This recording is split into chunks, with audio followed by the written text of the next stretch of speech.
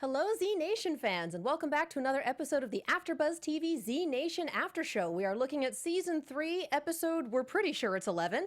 They grow up so quickly, and we have a special guest with us in studio tonight. We'll see you after the opening.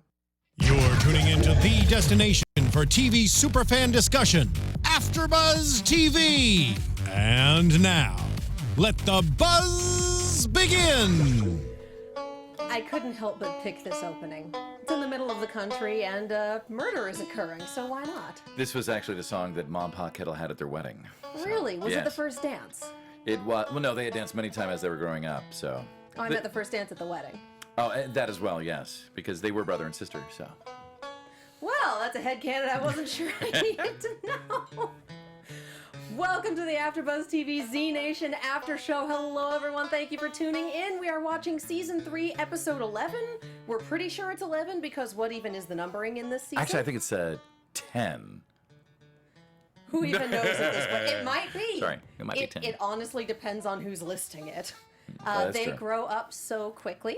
I am Katie Cullen. You can find me on Twitter at Kiaxet. That is Kiaxet. As you may have noticed, I am missing my co-hosts. One of them got kidnapped by the man. Megan Salinas is kidnapped by the man, and Michelle Cullen is trying to find a radio tower to radio for help. So I'm here holding the fort with Pa Kettle himself, DC Douglas. Howdy. How are you doing tonight? I'm good. I'm very happy to be And here. where can the folks tweet you if they want to say fun things? You can only fun things, please. Only fun things. You can find me at DC_Douglas. And also on Facebook, you can look for D.C. Douglas, and you can find me there too. All right. And please forgive me, there's, as of the last couple of weeks, it's been very political on my threads, but you can ignore that and find the good stuff if you like. I feel like that's the entire world, though. Yeah, at probably this is. point. Probably is. I mean, we had an election episode in Z Nation. So. Yes, exactly. Yeah. So Very it's foreboding. everyone. Yes. If you have anything to say about the episode, if you have any questions for me or for our wonderful guest, you can throw them in the hashtag on Twitter. That is ABTVZNation. You can put them on the live chat. We will have that up in just a moment. And anybody who knows David Latt on Twitter, bug him right now. Tell him to send in his questions on the hashtag, okay? Because I know this is around the time that he's already eaten, the kids are in bed, and he sits down with his Twitter and he just starts tweeting like crazy. So he can tweet me if he'd like. You know they might actually do that now. Yeah, I know exactly. I'm going to get That's what tweets I from like. David Latt going, who are you and why is the fandom asking me things? Like, why? So, yeah, and it looks like the live chat is already up and ready to go. And we have a couple of questions in the Twitter. Mike_New York wants to know if the knee brace on Pa Kettle was real or for the character. Oh, that's That was actually one of my questions as well. It's actually kind of sad to think that one, if it was real, that's a really crappy knee brace I've got. I need some better health care. The funny thing about that is that nowhere in the script does it say anything about a knee brace on Pa Kettle. So so I showed up and I go to wardrobe, and so we do the wardrobe and all that, and we get and it's really the wardrobe's pretty amazing what they do with the stuff to create that post-apocalyptic chic look. And then all of a sudden she goes, and you're gonna have a knee brace. I'm like, which is always weird as an actor. You want to know what you're gonna be working with, especially like if you have a limp. That's good to kind of know before you actually show up on set. So literally, half hour before I'm on set, I'm like, oh, I'm limping through this. So even my first shot and the first episode I did last season, I come out of the door and I'm supposed to be limping. And of course, and I've got a gun, I've got action, I've got to open the door, I've got 4 steps and some rocks to step around, and I've got to shoot 3 times towards camera. And so I'm like doing all that, and like the first time I'm like, I come out with purpose, and I do, and I shoot, and I'm like, I didn't limp. Apparently, I should be limping, so I went back. But That was too good. yeah, and I guess the reason is the producer told me which was really sweet of them. They said that they thought that because I'm the same height as Keith, or I may be like a half an inch shorter than him or something. They wanted to make sure that it could seem like him with a baby in his arm could overpower us to bite us in the face. And they thought, well, if I was just physically capable, that I would have been able to hold it off, which I thought was really sweet of him, because I would actually cry if somebody tried to attack me. So. But in character, you have a shotgun and a limp. And yes. But of course, you draw on what's real for you, and I would have cried. So. So how do you think Pa Kettle got that limp? Or was that something you considered while getting into character? I'm a lazy actor. I just go with whatever they tell me. I, I'm one. There's certain antecedents that I think that are important to know as an actor, and then there's some things that you just kind of like. I don't live with the knowledge of why I have, say, the scar on my elbow, or why I'm like my finger. Apparently, I've got this is a recent injury. By the way, when you get older, past 40, you apparently don't heal as fast. So I have this finger injury for the longest time, and I forget what I got it from. I know what I got it from. Ironically, Z Nation, Really? holding the rifle for throughout the day, and it's a very heavy rifle. And I think I held it in a way where it was just using my finger, and my finger just got tired, and it hurt the thingies. And now it's still sore after all those months. My point being It is hurt that the thingies. well, my thingies hurt. No, the point being is that you forget what the injury is from. You just know that you have the injury. So so I didn't like go off onto like because that's a little bit of mental masturbation in my opinion, but not for all actors. Some people it works for. For me, I didn't necessarily need to do that. I would assume that it was not something that he had prior to the outbreak, that it was something that happened when they were running from a zombie, and he probably hurt it really badly and had to jury rig this kind of knee brace thing. Okay, Whatnot. fan fiction writers, you know what to do. Fill in that story. Make it erotic, please. Yes, that is exactly how he got that injury. He was baking a pie with someone. Are you getting breaking news? Really? No, I'm getting a live read. I'm sorry, I bounce up and down. I'm a tall man. I've got a torso that stretches. Sorry about that. Poor camera guys are trying to go, where's he up? Is he down? Is he up? Is he down? We don't know. Our lovely engineer has been in and out of the studio making sure that everything is absolutely perfect on the stream. So our booth guy is fantastic. Kudos. Make sure to send him your love on the Twitters. I prefer money, I think. So send the money. Well, the studio takes care of that. Oh, sorry. Okay. Well, still extra. It's nice. So let's talk a little bit about the episode. We have our main story is Doc and Addie coming to find Lucy. Yes. Because that's their part of this strategy. And immediately they find Lucy and you walk out the door and shoot him. Yeah. Because that's a great entrance. It's actually in both times. It's both seasons. That's my entrance as I'm shooting. So, which is kind of cool because I'm not a badass person in real life. So, sorry, I said ass. And you said it again. No, it's fine. It is absolutely fine. I'm doing my best, people. But it's kind of. I mean, how fun is that to like have that kind of an entrance? But it's a great shock value thing for the writers to do with the show. So. Well, and it was a great way to end last episode and a great way to start today's episode. So. Yeah. We have a lot of running away from guns and unfortunately getting kidnapped by Ma and Pa Kettle because evidently for some reason we could not manage to outsmart them. And we're good. We work as a team. Good. That is a marriage that works beautifully, I think, and so that's why we're able to catch them. It really is. I'm intrigued by the dynamic with Lucy and also a little worried by it because after a point it becomes pretty obvious that she's the person in charge and Yes. she is the mental equivalent of like 5, 6. She's very young. It's a little. There's a. I don't think it's intentional, but it reminded me a little bit of the old Twilight Zone thing where the child controls all the adults because it's it like can Children of the Corn. Yes, so you can create that reality. So, but that was. I mean, when I got the script for this last episode, and I got to saw that I get to become the little girl for those few lines. I'm like, oh, it's so cute. I was so excited by that. And I was like, that. I don't think they can cut that. That's going to be great because you never know as an actor. You get a script, you go, things get cut, changed as you go, and especially when they go through the final edit because of time or whatnot. You think you're going to lose a lot of the things that you as an actor go, ooh, that's fun. But I read that and I'm like, well, they can't cut that. And then I read my death scene and I'm like, oh, that's awesome. God. And then later on there was another rewrite and I guess I misread it and I thought they cut the whole flare in the head thing. And I'm like, well, you're going to lose some things or whatever. And then I'm on set and talking to Kim because her death was pretty wild too. With they had choices of different gnomes of how they were going to kill her, and she's like, I really hope they go for that big ass gnome. And they went for the middle one, but there was a bigger gnome. They had a huge gnome. Yeah, exactly. Oh my God. But she was like, and I'm like, I go, you died by the gnome, and I go, oh, I missed my death. She's like, no, your death's in there. And I go, no, the last one I read. She's like, no, it's in there. And I'm like, I was like a little kid again. I'm like, it's so funny, of all the years, I mean, I've been in LA for 30 years as an actor. I've done, I'm just trying to have a career, and it's never been the one that I wanted, but it's not been a horrible one either, but there's certain moments and things that you love, and some people it's like doing Shakespeare, some people it's having that breakdown monologue. For me, it was getting a flare in my damn head. I mean, that to me was like it's like, thank you, Z Nation. I actually don't need to do any more on-camera work because that was the highlight of my career. That is going on my reel. I'm keeping that forever. Yes, exactly. I think the one thing I said while watching this, and if you tweet Megan, she can back this up. We watched this together the other night. Was DC Douglas is really flammable. Well, at least you didn't say flaming. But I can be both, actually. Depends on the role. No, I am flammable. I'm trying to think if I've burned in anything else. I have died many a way. I've done a lot of things with Asylum, and usually in the Asylum stuff, I tend to die. And I'm also usually in sequels of their films. Really? Like what? I'm in Sharknado 2. I'm in Killers 2. I'm in Scarecrow 2. I'm in Titanic 2. It is. You're in what now? Yeah, Titanic 2. It's great. You know, it's beautiful. This was like around 2010 or something. I'd gotten into some political trouble, and he apparently heard about it because I was on Fox News, and he goes, "Hey, you want a little break from that?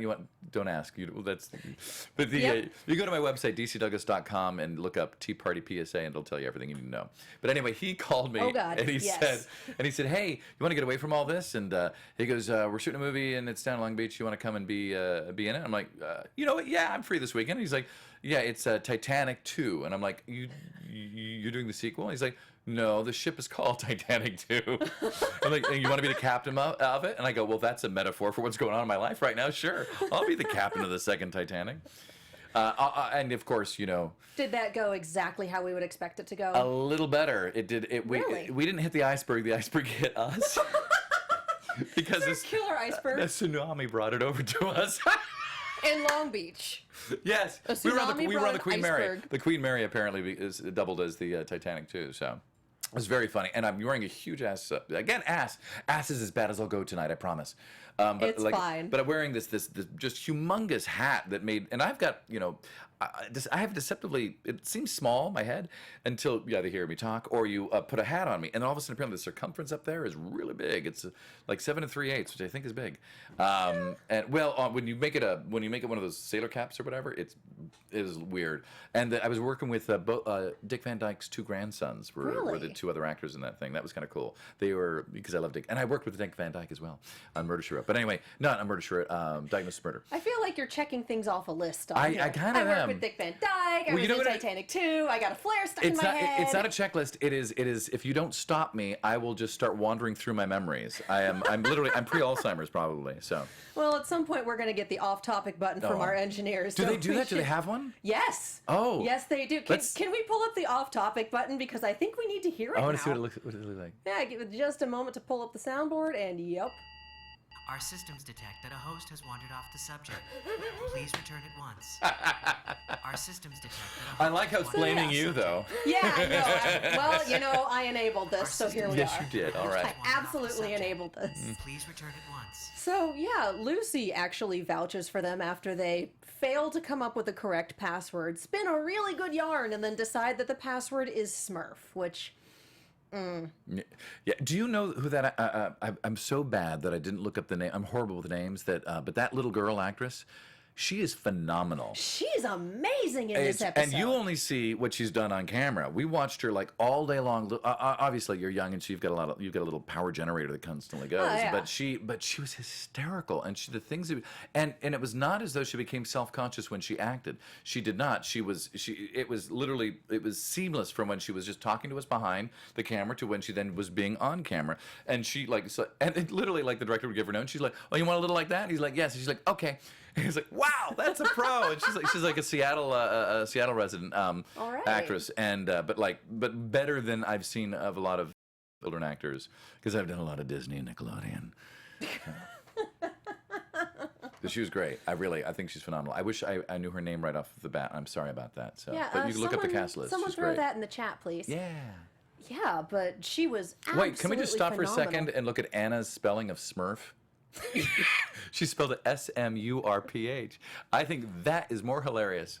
I think that was intentional, actually. Oh, was it? Oh, probably. Oh, it's a Murph Murphy! Smurf. Oh. Yep. Now I feel stupid. Thank you, live chat. You guys are fantastic, and we love you. You know we do. Thank you, Booth Guy. We love you, too. Yeah, I love the Booth Guy. Yeah, so we wind up in a game of hide and seek with Lucy and Ma and Pa Kettle and a bunch of zombies, despite Addie and Doc's protest that, no, the zombies think we're food.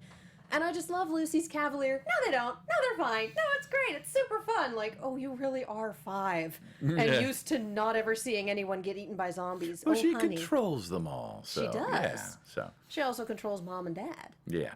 Which we kind of skipped past this a little bit. Tell us a little more about the scene, about you getting to be a small child. Like, did you pull from anything for that, or were you just I am a small in? child. My God, find me at any bar, or any con that I go to.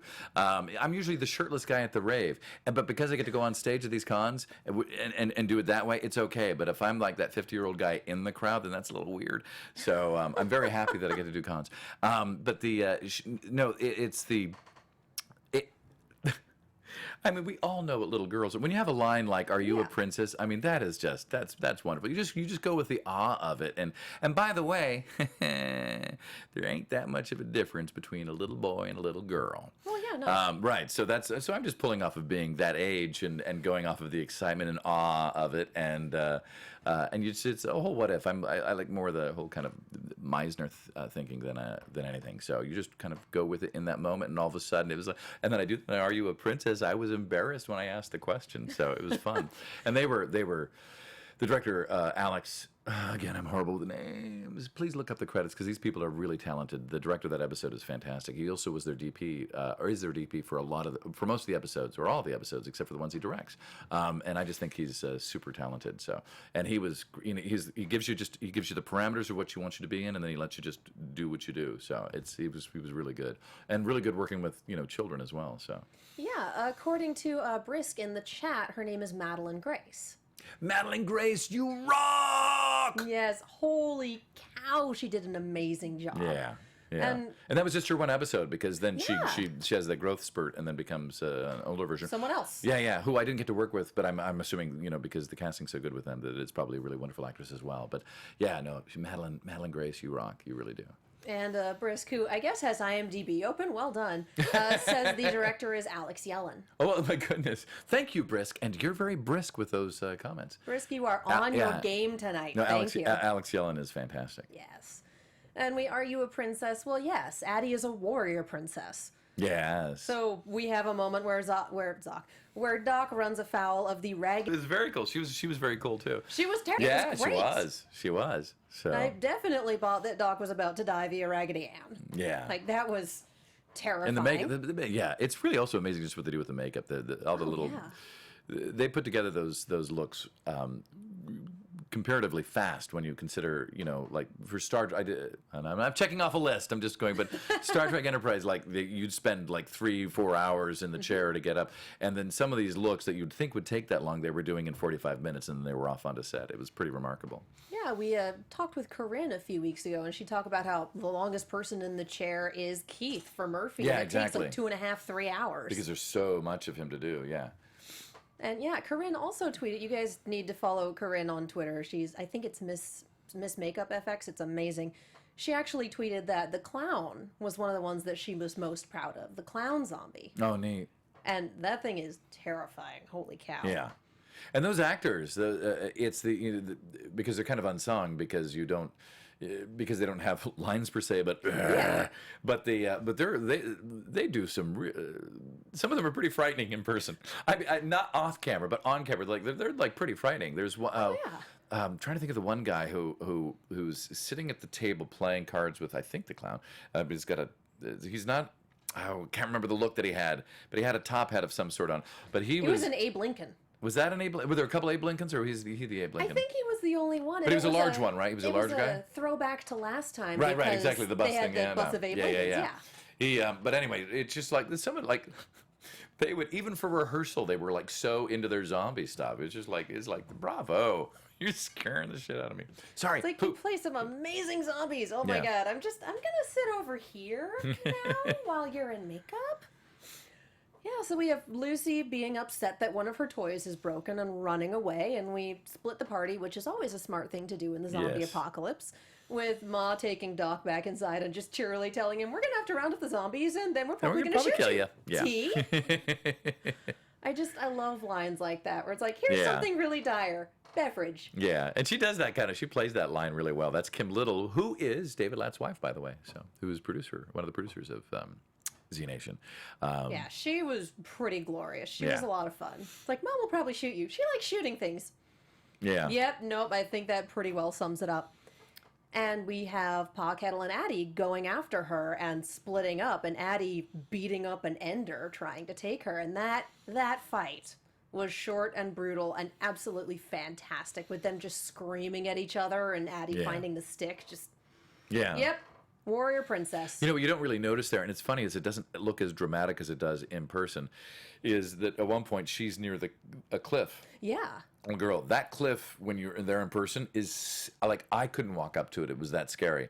And I'd gone away. I didn't know that they'd done some prep stuff, and I came back and there's was her name Madeline. Madeline is at the edge there. Like in between takes, and I'm literally like wanting to yell, "You should come back from the edge!" and really getting into character. Come here, come here. Anastasia, the Addie's Anastasia. Yeah. Anastasia. She goes and she's like, "No, she's on a wire." I'm like, "Oh, thank God! Oh, thank God!" It was because that was like, I couldn't walk up to that. It literally, it's an old whatchamacallit thingies where they mine for stuff, and she was anyways, it was scary, but she was on a wire, so that was good. Yeah, I feel like they wouldn't have shot the take if she weren't. Yeah, well, well, as a TV show, no, but some of the movies sometimes we got a little scary back in the day. Yeah, I'll bet. Yeah. So yeah, we reached the decision that, okay, you saved my kid. We'll take her to California. We're all going together. It's going to be great. And we get the story of how Murphy and Serena met. And oh my God. I mean, part of this was clip show. But the part that they shot brand new with the king and queen bit and their castle and the making a pie and eating the pie, just, oh my God, I was laughing so hard. Yeah. And this was great. And from what I heard, because I obviously wasn't there when they shot that stuff, but that I'd heard that Keith did improv some of his lines on that thing, just because it was so bizarre and funny, so he went with it. I'm not in any capacity surprised. Yeah. I'm pretty sure, I need a wet nurse. Well, what's wrong with a dry one? No, I would not be surprised at all. And one of the things that breaking news, people. Oh, come on, I'm trying to integrate. Give me a break. One of the things that should have been on that gift list is a unique Helix mattress. You're unique, you don't walk like everyone else, talk like everyone else, or sleep like everyone else, so why is your mattress one size fits all? This is especially important in the zombie apocalypse when you need a good night's sleep to be able to run, shoot, and survive the next day. A truly customized mattress would cost you $5,000 to $10,000 until now, which is good because I don't think you can trade for that much in the apocalypse. If you go to helixsleep.com, answer a few simple questions, they'll run a 3D biomechanical model of your body through the proprietary algorithms they developed with help from the world-leading ergonomics and biomechanics experts, sleep scientists. The result, the most comfortable mattress you've ever slept on. Helix customers report a 30% improvement to overall sleep quality. For couples, they customize each side of the mattress. Your mattress arrives at your door in about a week. Shipping's free. And that's why everyone from GQ to Forbes are talking about Helix Sleep. So here's the deal that Helix is offering you, our wonderful AfterBuzz viewers. You have 100 nights to try it out, and if you don't love it, they'll pick it up for free and give you a full refund, no questions asked. And 100 nights is definitely a good amount of time to figure out whether you like a mattress. It usually takes me like a week, maybe. Go to helixsleep.com/podcast, that is PODCAST, to get $50 off your order. That is Helix, HELIX, sleep.com/podcast. Do you know if they do body fat as well? Just because that would be the thing I'd really want. Well, they sound like a mattress company, so I'm going to go with no. I was just thinking the body scan part. It's like, and by the way, you're at 22% body fat. I feel like that's going to be a different company.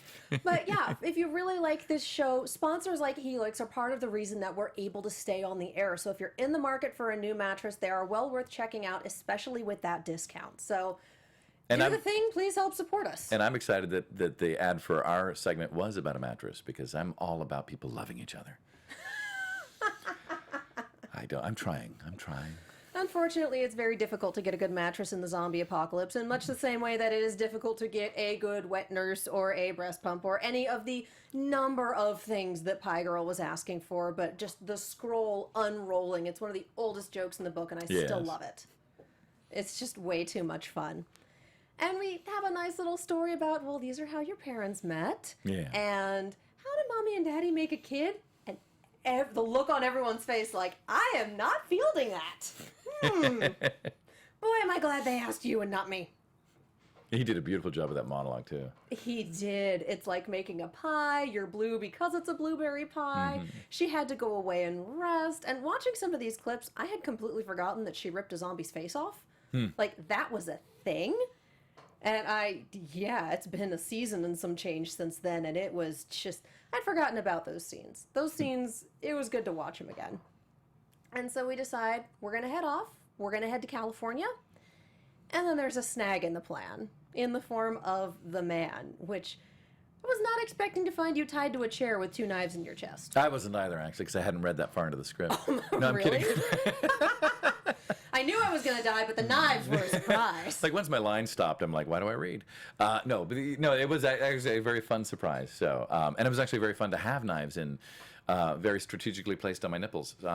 So that was fun. They were. Go look at the tape. I'm not making it up. I'm not being rude on your show. Was that a request, or did they say they were going that there? was what they did. So I think it was just easier to support them that way or something. So, but those were fun. So That was, the makeup was the makeup was great. Yeah, For yeah. all of that. And then the flare. How much fun was that scene? Well, the flare thing, it's funny is because, I mean, it looks great when you see the final thing, and when you read the script, it's hysterical. But shooting it was actually really difficult because there's a whole combination of, I mean, first off, try running with a limp, all right? Because I hadn't. And last time I had a limp, I was in a play in 1990. So it was, so that was a little awkward trying to run. And then you have to time it out with there's a lot of logistics in there. And then he has to be able to get around me and stick the flare into my head. And there was several different ways that we shot it. So it was a little, so the whole thing was, and they had a lit flare too. And of course, I get really into it. And also because of my old days in Asylum, I'm kind of like, keep it lit. We can do it lit. I'm cool with that. Oh, God. I was. Did you get set on fire? No, I didn't. Good. Unfortunately, because I want that for my reel. No, but it was, but it was fun, but it's that whole thing was so technical the way they had to shoot it. So you don't really get a sense of how it's going to come across until you see the final product. So, but it was seamless the way they shot it. We did have a thing where we were trying to get in camera smoke coming out of my mouth, so they gave me one of those vape cigarettes, which I'd never had, and so tried to get enough to do it. But then you have to time it, because if you hold it in too long, it just dissipates in your lungs and there's nothing coming out. So we tried that several times. It never quite worked. So Aw. yeah. So, but is of that course, CGI smoke? Yeah, that's CGI smoke. But which works just as well. So the And best also part is now just you that- vape. Yeah. Exactly. Oh, I'm totally into it now, man. No, but they have that glow in the cheek was really cool.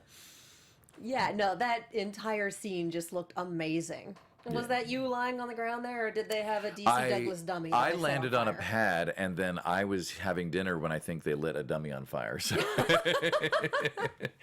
were just eating and watching the dummy on Yeah. fire. Yeah, this is pretty cool. I think if you go back to, if you can, those who apparently have a lot of time can go back in my timeline on Twitter, way back, or on my Facebook, and there's actually a picture of me laying on the asphalt with my dummy next to me, just because it was so sweet. I got attached.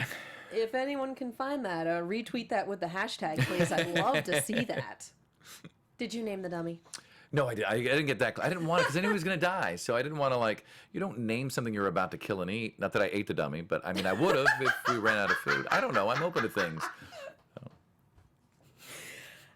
I'm trying to get over eating a dummy. I may need a moment. So we have that, and then we have the lawn gnome kill, which was impressive. Awesome. Yeah. Very impressive. From a potentially concussed Addie, Yeah. which, like I said, warrior That princess. was, by the way, an excellent use of the word concussed. Well, she kind of was and she kind of wasn't. I know, so but I think there's a lot of people right now looking it up in the dictionary to see, is concussed a word? It is absolutely a No, but word. it's- That is that's what I not the mean. first time I've used it. It was almost sexy the way you used it. I just want to say. Concussed. Right? That's a sexy word, right? Up there? Oh, they're having a conversation without us.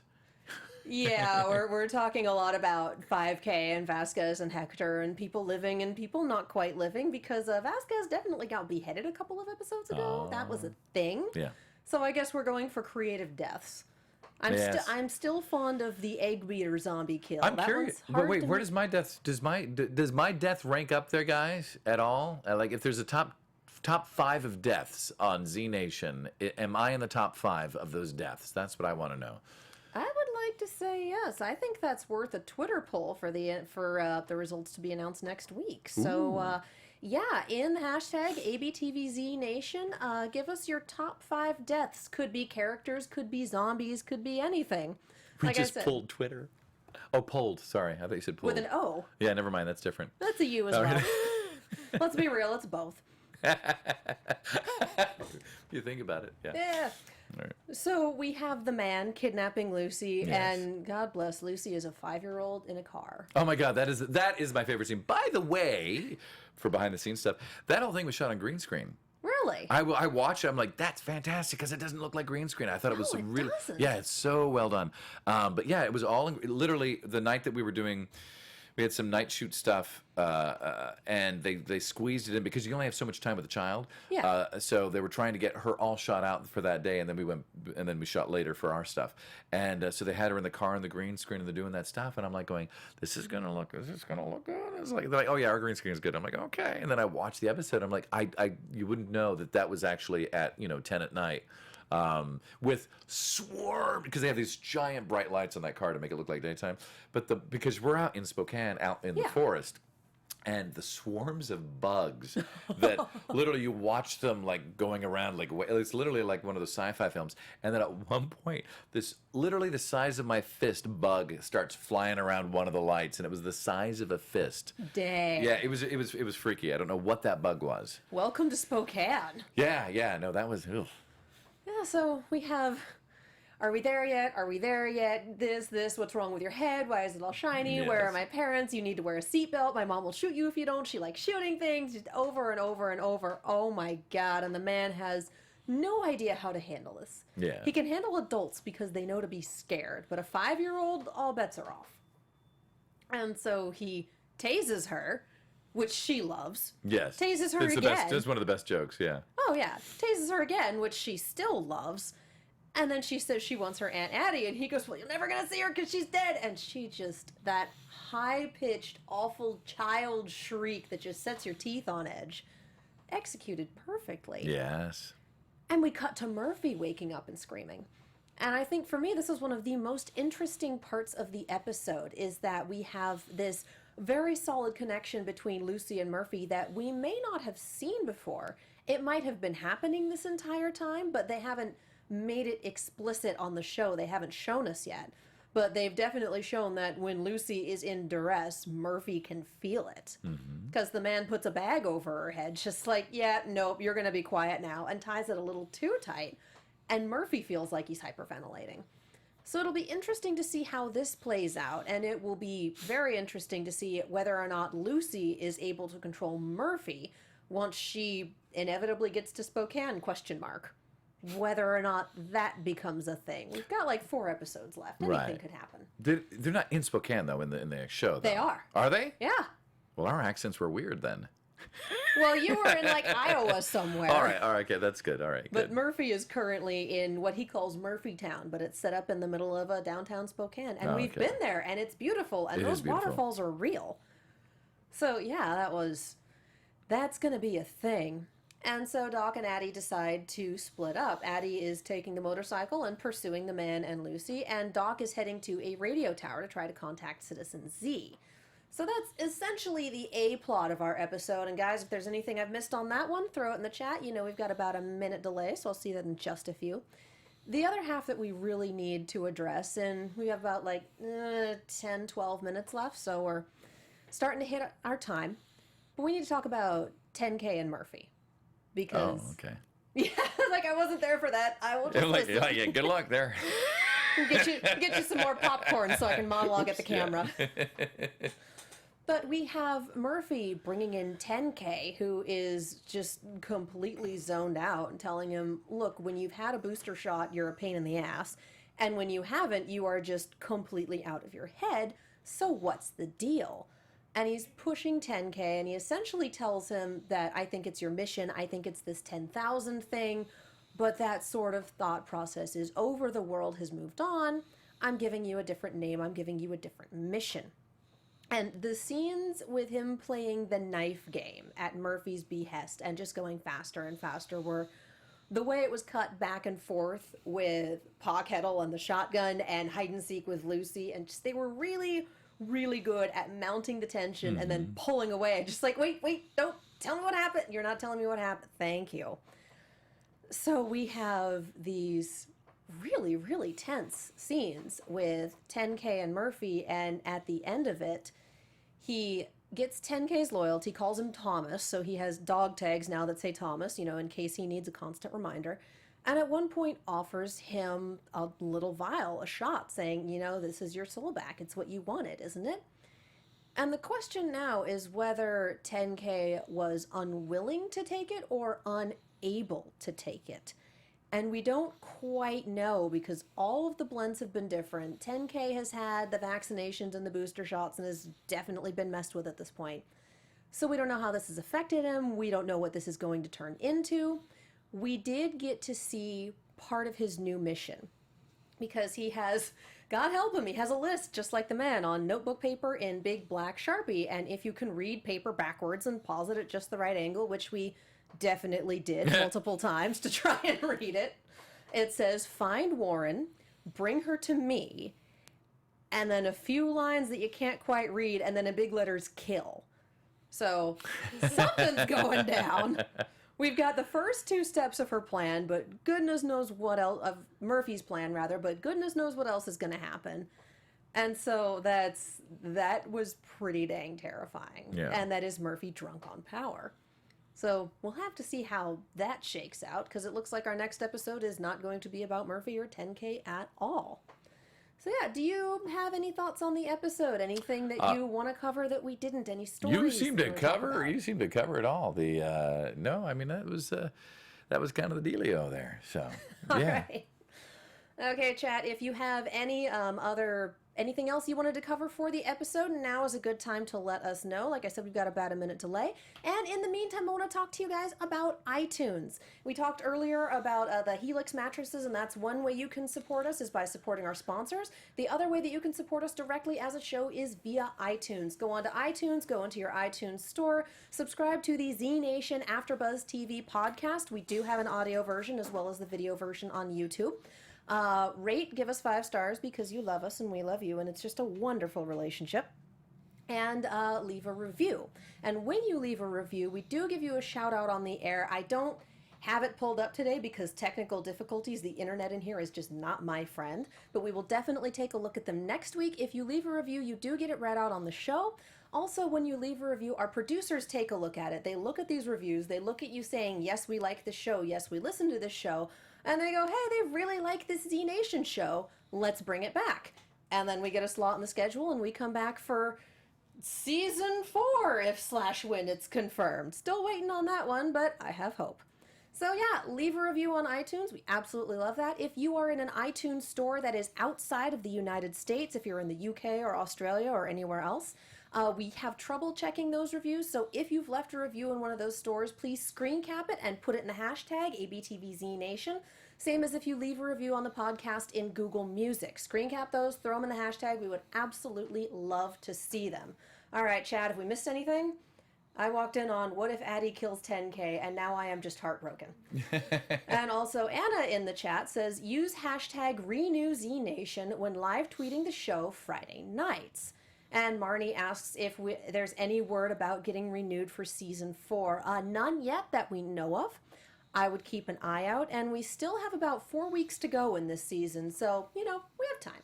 Yeah. We have time. We will wait and even after the season, you still have a little time. So you guys, you keep letting them know that you love the show, and then you never know what can happen. So yeah, I mean, keep talking, keep using the hashtag, keep tweeting the official tweeter because you know that they love to hear from you guys, and we love to hear from you guys too. So Twitter, it's a wonderful thing. Talk with everyone.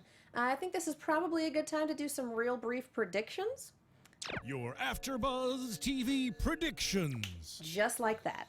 So the preview that we see for this next episode is Doc in the radio tower, and it's called Doc's Angels. And it's this real short. Z Nation is really good at making its previews really small and really dramatic and not really telling you a dang thing about what actually happens in the episode. But it definitely involves 3 attractive women all over Doc, and it definitely involves those 3 attractive women also wearing masks made of what seems like human flesh with zippers over the mouths. So that's going to be super creepy. I could not tell you what I think is going to happen there, aside from the fact that it will probably be more disturbing than I planned on. And I'm hoping that we will get more of a Citizen Z and Kaya, especially since it looks like it's going to be a radio-themed episode. Do I need to get you more popcorn? Just popcorn. No, I'm watching you, man. You're running with it, and it's beautiful. I'm doing the best I can. Yeah, I'm afraid that I'm not up on all the other things as well. So yeah, because I run around trying to get other work and whatnot. So it's almost like you're busy. Yeah, it's a little bit like that. Yeah. Yeah, let's talk a little bit about your other work. Do you have anything in words? Do you have anything in progress right now that you can tell the fans about? Well, no, usually because I also do a lot of voiceover in video games. I'm kind of known. Part of the connection to the Z Nation thing is that I did Albert Wesker and Resident Evil video games. I've done 7 of them, starting in Umbrella Chronicles forward, and so that was like the connection. I went there to pitch them on a movie to do a zombie film that I wanted to do. And that was when I found out that they were doing a show called Z Nation. Oh. And so it was actually Paul Bales who suggested, hey, if he's got like a zombie fan base, maybe throw him in the show, which was very cool. So that was that connection. And the film that we did is called Isle of the Dead. We've been on SyFy. It's aired on SyFy about 3 times or so. And I think it goes to VOD sometime in spring of next year. So it's a fun zombie film. Same producers of Z Nation, and a lot of the same, effects people that have worked on worked on that film. So, and that's with Maurice Mizanin, who's married to the Miz, for those wrestler fans out there, and then also with. When you think of zombies, you think of Joey Lawrence, and that's oh my God, who did that? They were right on it. It's on the soundboard, dude. You were right on it. No, that was me. That was. Was that you? Okay. But dude, that was on it. That was awesome. Yeah, he's. That's awesome. Anyway, yeah. So he's also in that. So I play the antagonist in that. So that comes out in spring next year. And then the other video games that unfortunately I can't talk about until they actually come out. NDAs and all that stuff. Yeah. So. All right. Is there anything in particular that you want to say to the fans before we wrap? Hey, thanks for letting me come on AfterBuzz TV and for watching the show. And come tweet at me. Tell me naughty things, I guess. So. And thank you so much for coming in today. Thanks for having me. It's been a blast. It was fun, yes. All right, where can the people go on social media if they want to follow you and learn more about what you do? There's the website dcdouglas.com, and then Twitter DC@DCDouglas, and Facebook is DC Douglas. All right, thanks again for joining us. Thank you very much. So much fun. Yay. And I'm Katie Cullen. You can find me on Twitter, Tumblr, Instagram, and YouTube at Kiaxet. That is KIAXET. I am also on Snapchat at Kia Prime. I basically live in the studio. Z Nation on Mondays, you guys know that. Star Wars Rebel on Tuesdays. Yeah. Arrow is off this week because of Thanksgiving, but we have the 4-part crossover next week, and the hosts are doing a special event for you guys that week, so keep an eye out for that. And Thursdays alternate between Robots in Disguise and Ruby. Yes. We have no show this week. We did Robots earlier, and Ruby, episodes 4 and 5, I believe, will be next week. You can follow Megan Salinas on the social medias at The Menguin, that is TheMenguin. You can follow Michelle Cullen on Twitter at Michelle_Cullen. Thank you guys so much for watching tonight, and we will see you next time.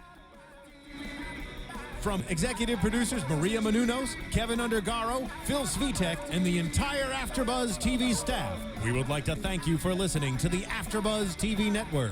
To watch or listen to other after shows and post comments or questions, be sure to visit AfterBuzzTV.com. I'm Sir Richard Wentworth, and this has been a presentation of AfterBuzz TV. Buzz you later. The views expressed herein are those of the hosts only and do not necessarily reflect the views of AfterBuzz TV or its owners or principals.